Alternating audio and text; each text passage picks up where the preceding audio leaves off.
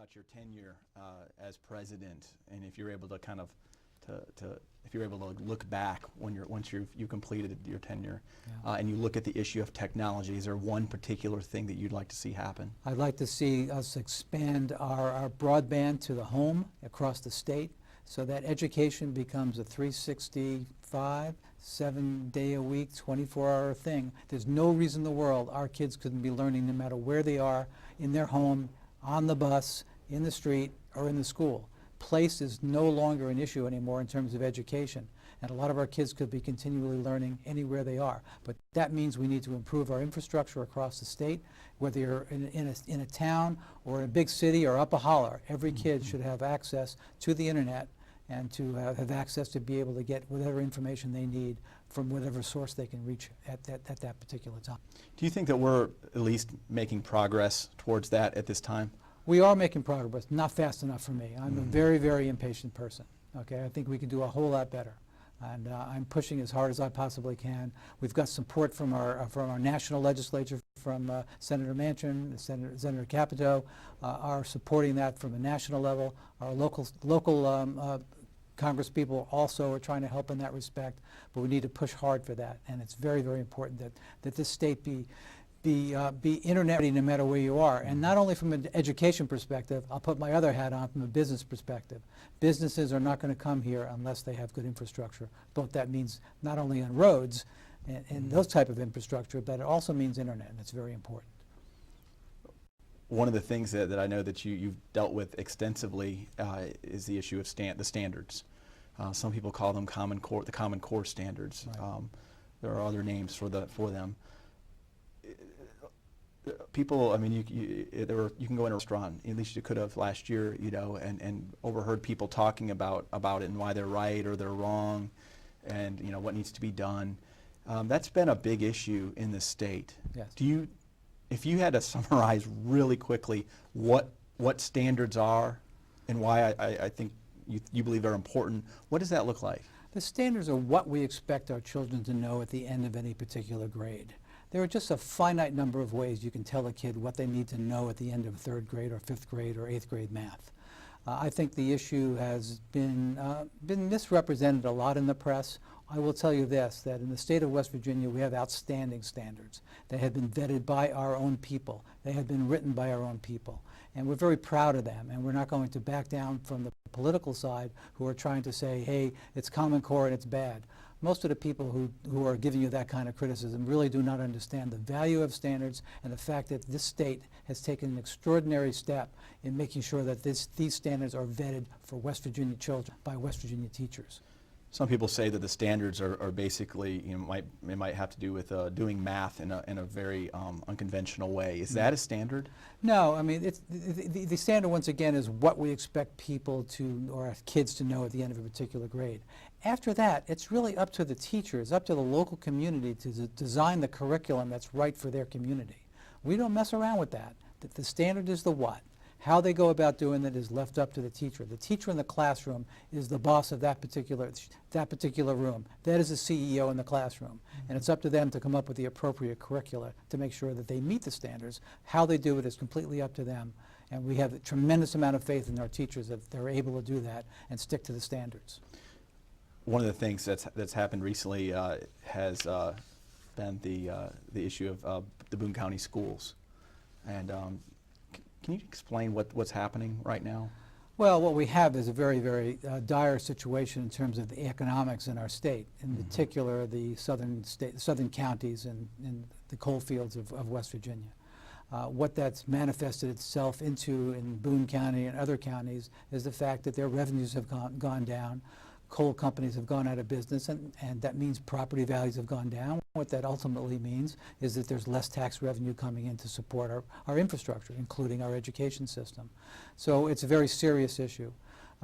The state school board takes our responsibility very, very seriously, and the expectation is that the local school board will do the same.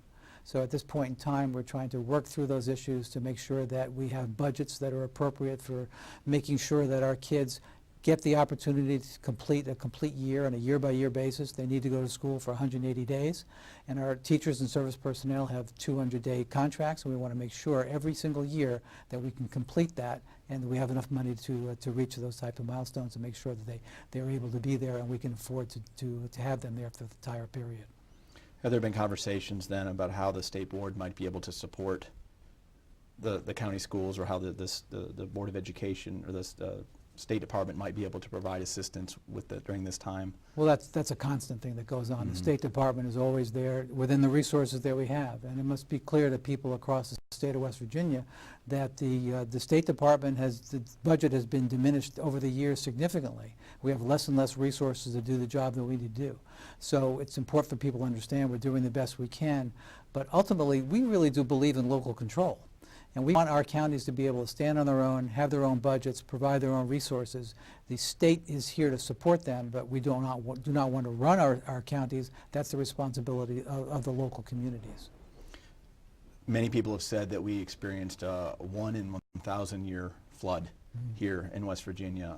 There have been areas that have been completely devastated. Right. Some say that some areas may not ever be able to truly recover from that. I know that there's been damage, obviously, to the homes of students, but also to schools. From your perspective, what's being done for those students that have been affected? Sure. I mean, first of all, I hope it's 1 in 1,000 years, because I don't expect to be around when the next 1,000 years comes along. It was devastating to her. And you know, one of the things, Tony, that we all are praying is that this thing doesn't happen again, but we're also grateful for the fact that that did not happen during school. There would have been a lot more devastation, a lot more loss of life, so thank God that didn't happen.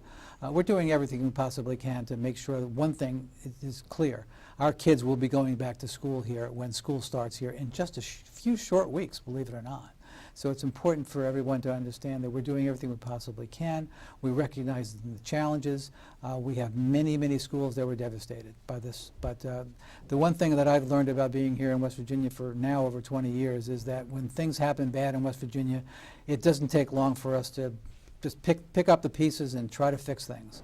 And the outpouring of support that we've gotten from the community and from expats that have come back to West Virginia has been just amazing to us.